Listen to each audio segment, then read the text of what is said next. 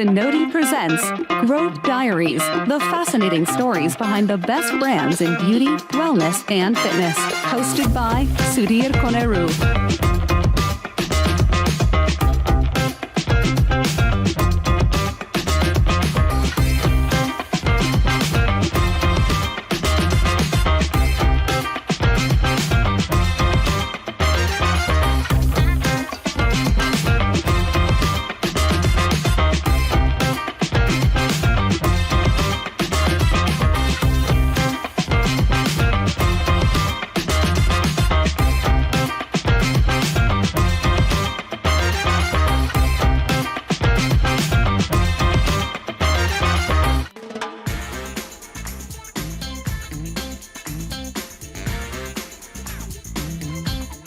Yeah, I had the background in the membership-based gym business, and so I really understood that. And I understood the value creation from a business perspective, but I also understood the value that that would provide to our members.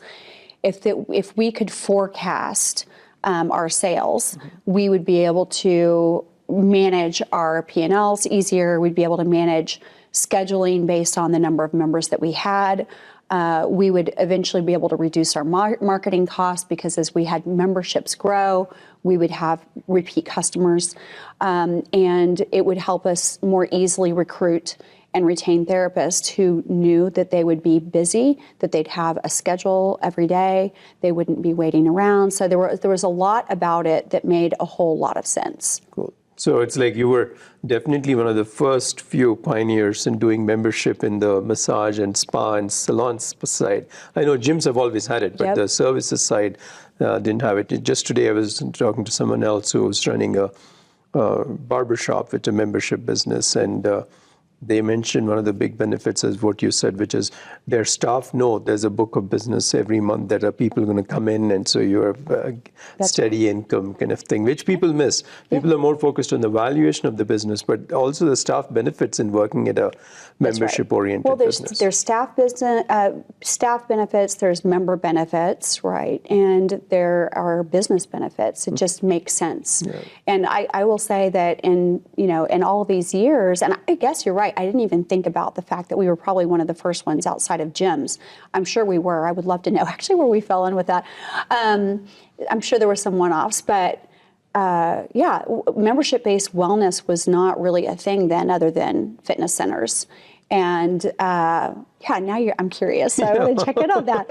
Now I'm really curious. But it served us very well in times of uncertainty. So in 08, 09, when we had a financial crisis, what we found in those times is our retreats, and that's what we call our locations, in the areas that were most affected in that time had the highest unemployment rates: Sacramento, Las Vegas, areas of Florida.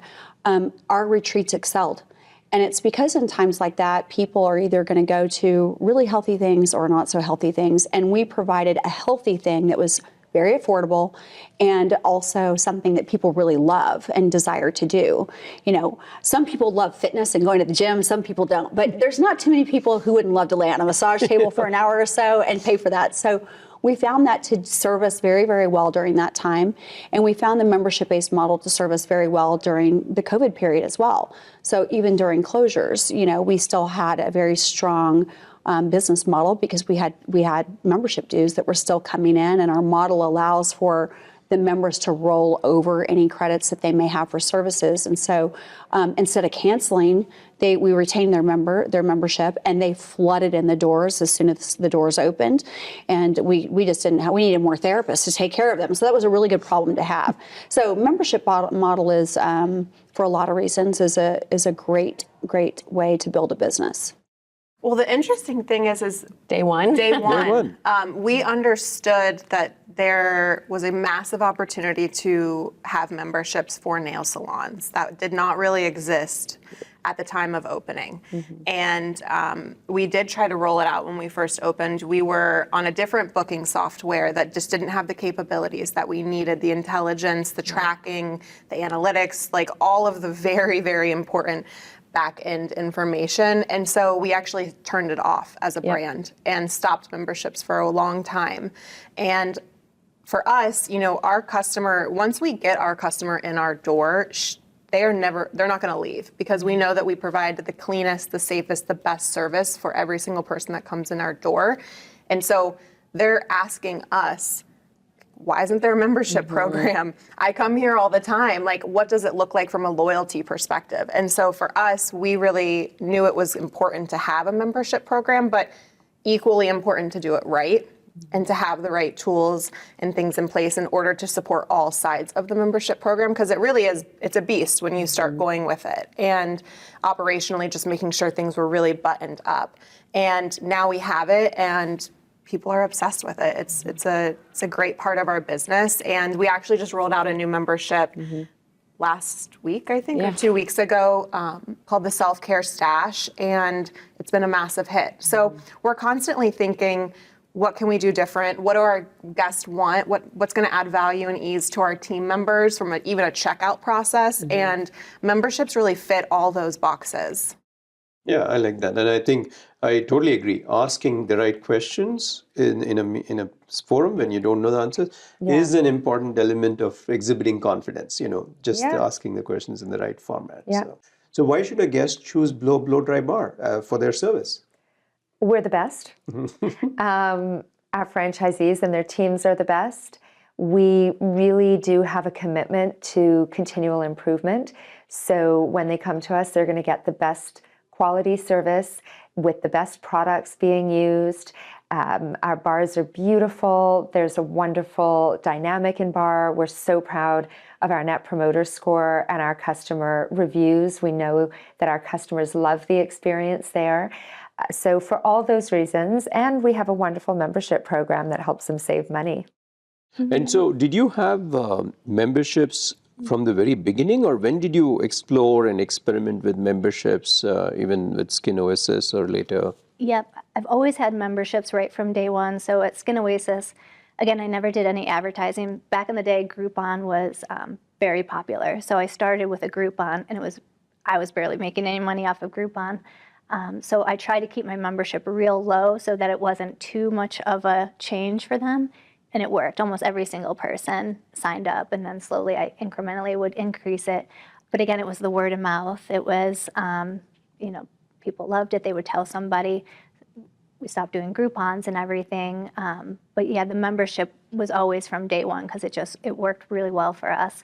And so during COVID also, because you had memberships, customers were still paying for their membership, but they redeemed those credits later on. Yeah, so we're very client-centric. So what we did is I emailed all the members, and I said, we will send you a facial in a box. You'll still get your credit for a membership if you will keep it going.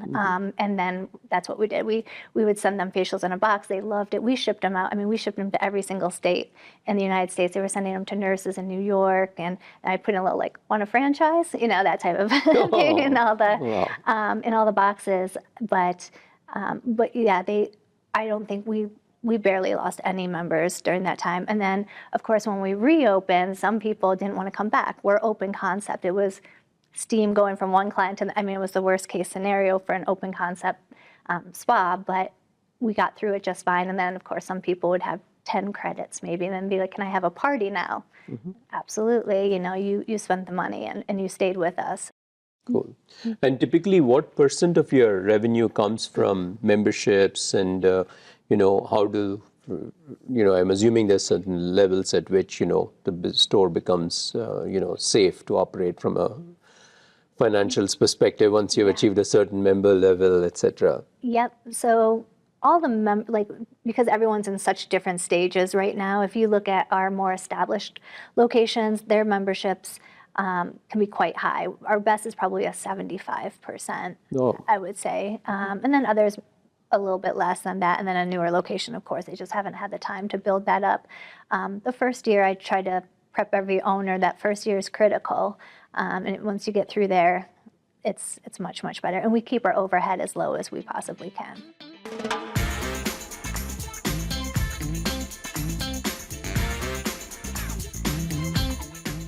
So now you are obviously, franchising at, as a regular process, and it's a, onboarding. You have good systems and processes compared to even the legal documents in the early days. But today, how do you go about supporting a franchisee to be successful? What things do you do after I'm committed, I've opened my store, I'm running? Yeah. Now I need support to make sure I can survive. It's immediate. And this is where a lot of new brands get hung up. A lot of new brands, people that just start emerging franchise brands that start franchising will go off and they'll sell a lot of franchise licenses and they have no idea how to get them open. Well, guess what? As a franchisor, you make no money unless those doors are open because we work off of royalty stream, right? So you can pretty much determine that every bit of a franchise fee, and they average around $50,000 for most brands, every bit of that franchise fee is gone by the time you sign that license with that franchisee because you've spent it either in franchise commissions, brokers, whatever, right? And then you go into site selection. As soon as that franchisee comes on in our system, they're assigned what we call a franchise business consultant. And between the franchise development person that brought them on and that franchise business consultant, we're onboarding them through a process of immediately getting them to training. What happens next? What is the first thing we have to do? You need to understand this brand. You understand who we are, what we stand for, what we're looking for from a real estate perspective, all of that. They get matched up with real estate right away. We've already looked at the territory in the process, right? And so we know where we ultimately feel that they should go based on our core customers and what we're looking for from psychographic and demographic analysis perspective. So we know where to go, but we immediately get them with real estate. We start that process. Then they're connected with, we have a company that does all of the general contracting. So all this, the retreat design and build and everything is, happening as well. Licensing, all of that. They're going through multiple training sessions throughout this entire process. We're driving the entire process. They don't really have to do anything as it relates to the stuff to get it built, right? So we're handling that with the general contractor and the GC is handling it with trades. Anyway, everything is completely set up. It's really turnkey in our situation. There's a point in which during the retreat build that we have our furniture, fixtures, and equipment that is literally rolled in on a truck. Where all this time also they are doing marketing, they're getting out in their communities, so they do have to do something, right? And that's what we want them focused on, is the marketing and the things that only they can do in their immediate community. We can't do those things, but we're hand-holding this entire time. We're building the business plan. We're talking about what does the first 30 days look like, the next 60 days, 90, and so on and so forth. And so that is a lot to do to get a retreat up and running. Once they're up and running, it is constant communication and check-ins on goals, on key performance metrics, on making sure that if we didn't hit something, that we're talking about a plan to bridge that gap. This is the plan, and this is what we're going to do together in the next. Great. And so that's great. So that's good context in terms of how you got involved and all the grounding. And I think it's important. I do find that entrepreneurs, they generally have a journey which helps to prepare them. It's serendipitous kind of stuff to prepare them for whatever they're about to embark on. So as you said, I think you had all the groundwork jumping into this business. So in terms of growing the business itself, how have you approached, because you got involved and you want to grow it faster, in terms of supporting franchisees? What kind of systems, processes, where were things, and what did you have to do to say, let's do a better job to make these franchisees more successful and make your business more attractive to them? So it's, of course, on so many fronts, so many aspects. When I came here, the philosophy, the approach I took was that our growth had to be responsible, meaning we needed to ensure that we built the infrastructure, the right people, the right systems and processes at the right time to support the growth, to support the system we had and the system we were about to have as we grew. And it was also very clear to me that as a franchisor, you're in the customer service business, and your most important customer is your franchisee. It's easy to imagine or to think that your primary customer is the end user of the product or service that you're offering, But really, the franchisee is your customer. And when franchisees sign on with us, we take on a tremendous responsibility. It's a real privilege and it's a responsibility. They are entrusting us with their family's wealth, with their entrepreneurial dreams, and we take that very seriously. So I wanted to ensure that whatever we did, whatever we created, the resources, the tools, the systems, the approach to supporting our franchisees was all about setting them up for success. So in order to do that successfully, I had to learn the business of franchising.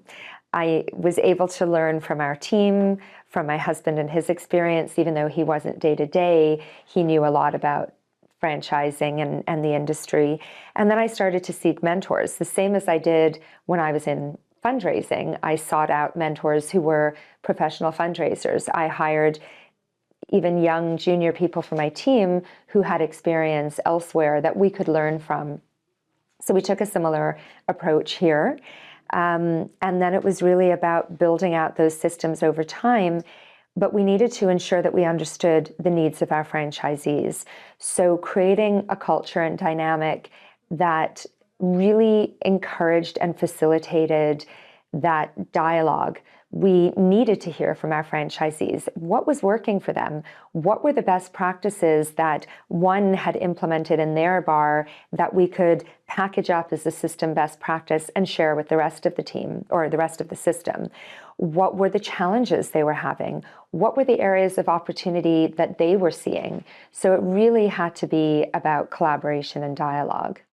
If you're enjoying the show, we would really appreciate it if you left us a review on Apple Podcasts. It only takes a minute and it helps others find the podcast. You can also follow along on YouTube and Spotify so you never miss an episode. So in 2017-18 is when we opened our first clinic outside of Delhi NCR, which is our home ground. Mm-hmm. And that was our pilot to see if we could remotely manage a clinic. We opened 2 together, and I think we had some learnings from there. We understood, okay, what works, what isn't working, what are we doing right, what are we not doing right. That gave us the initial confidence that we'll be able to remotely manage locations.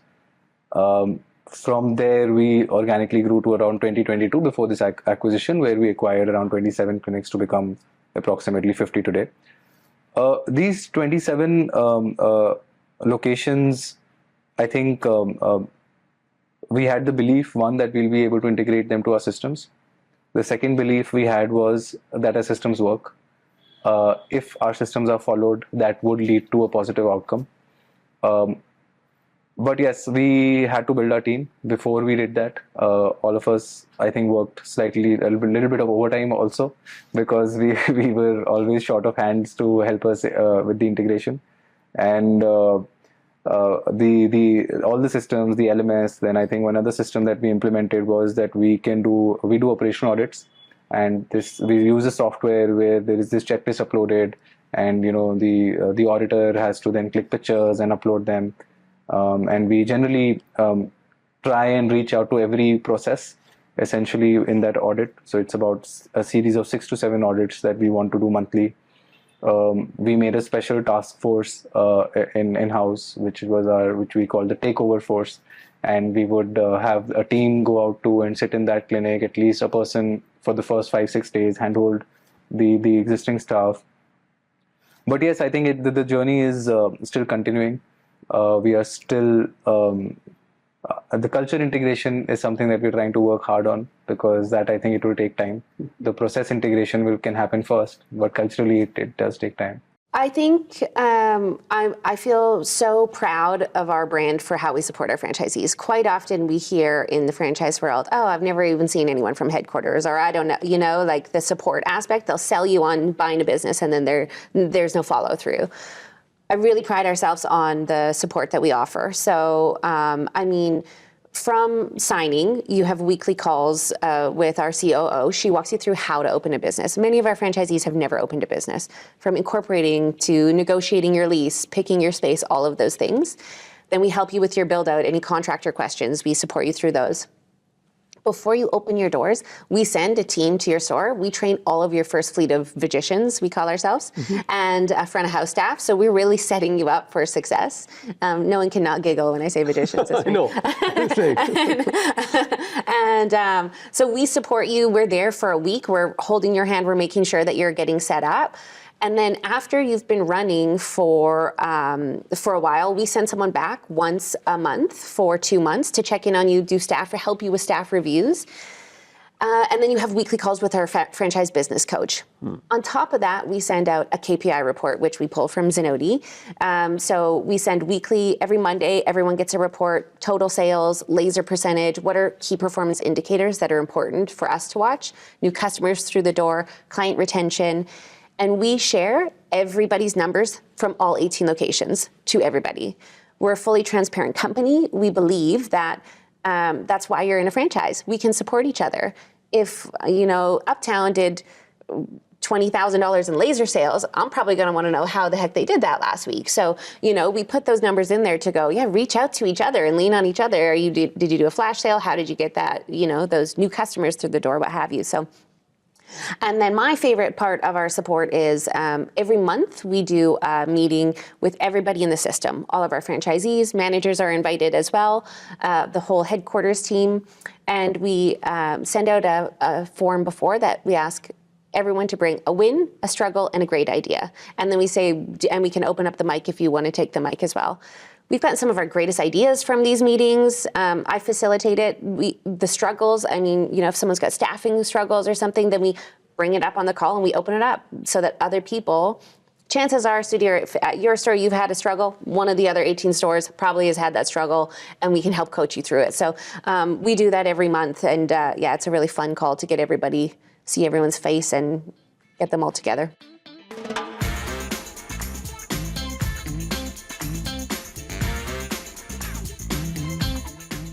Nice. So basically, your ability to actually experiment with the service and see how it works and then bring it back to your franchisees and all that was good. And in fact, by the way, this morning I was actually asking my wife, what would you add to a blow dry? Because she was looking online about your business.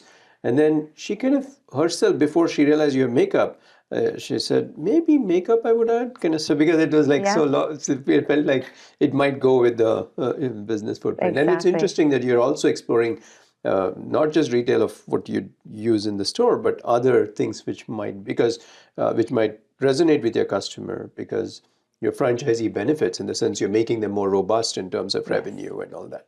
Yep. Now, talking of revenue and making your franchise grow, there are other things also I realized from a business process perspective that you do. One is, of course, introducing services, but you can make your franchisees be more smarter, more robust, do well.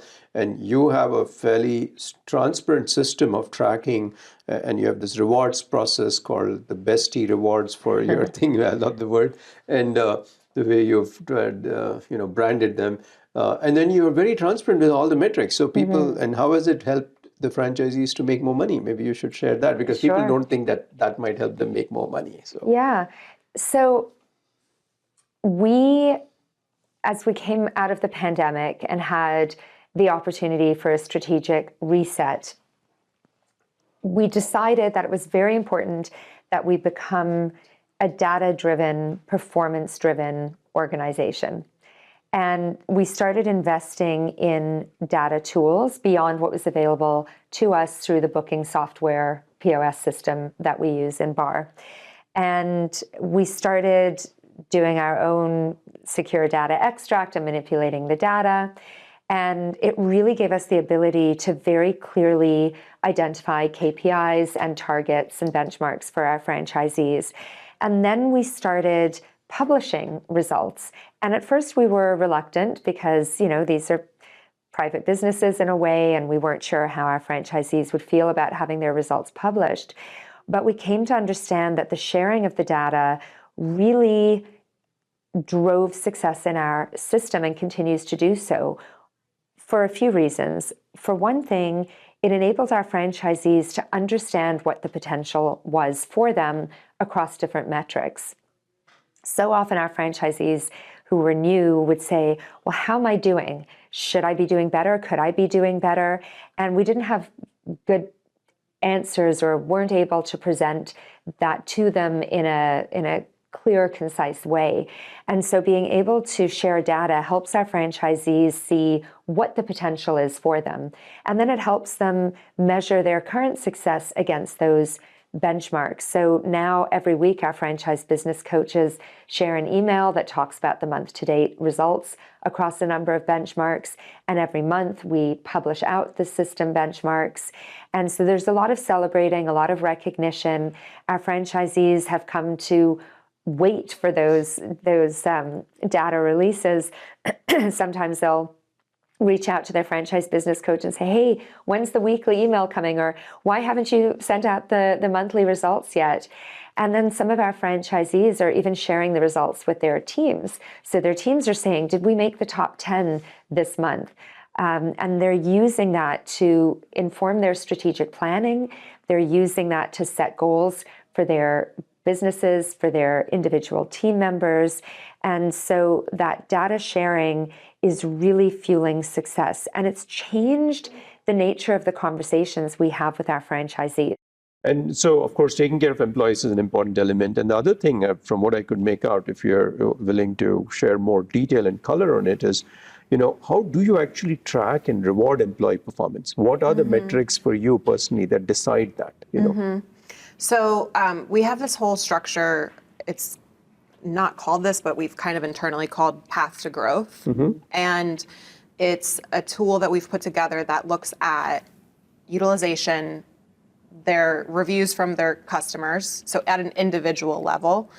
We look at things even like if they are on time for their shifts, if they've clocked in, and the retention, how people are coming back, what they're doing with their time within the stores, whether they've sold memberships, or we have internal little goals too that every single store manager can have the autonomy to make that decision of how they want to staff reward or what challenges do they want to have. It's Yelp and Google. It's a lot of different things, but those are the big pillars that we really look at how we track how our team members are doing. Okay. And are these performance metrics, when you track them, do all the employees know what they are? Like they know who's the number one this week, this month? It's depends on the store, I would say that. I would say when they're onboarded, it's part of the onboarding experience to understand how they want to know how do they perform in their job, how do they become better, how do they accomplish these goals, and that's part of the education and training process. So we're informing our employees from the beginning, which I think is really important to have team members understand what makes me an A player. And so they understand the metrics that they're measured upon. And then every store, it turns into like kind of a mini competition where they get shout outs at their team outings of like, oh, this person had 80% rebooking percentage, or their review, they got 137 5-star reviews this month. So things like that are being shouted out. And then it's all through Zenoti that those metrics are being pulled. Great. I think, I'm a firm believer that when employees know the metrics and they can see them and as a peer group, then they kind of, they feel also the fairness and transparency in terms of that you're not making some biased decision as you grow because you're going with the data and numbers. It also is like a team approach. So if in some stores actually have like a whole team goal, what is our upsell? Are we gonna sell gift cards this year? Like, what are the goals that we're gonna try to accomplish together? And then if somebody is like, we have some team members that are just rock stars consistently. And so that inspires other people to go to them and say, teach me how you do that.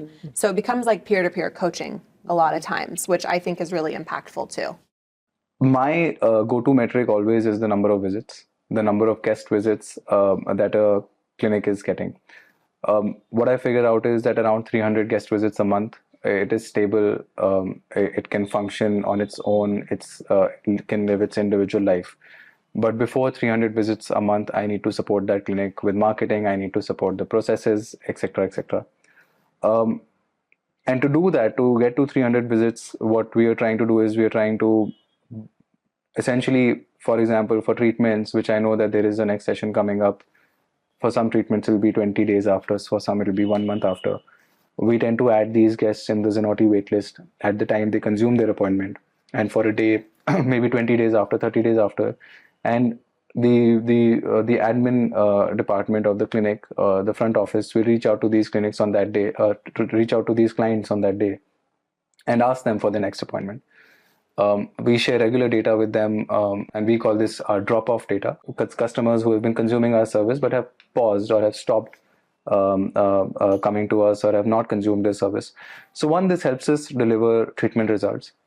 This ensures that the efficacy of the treatment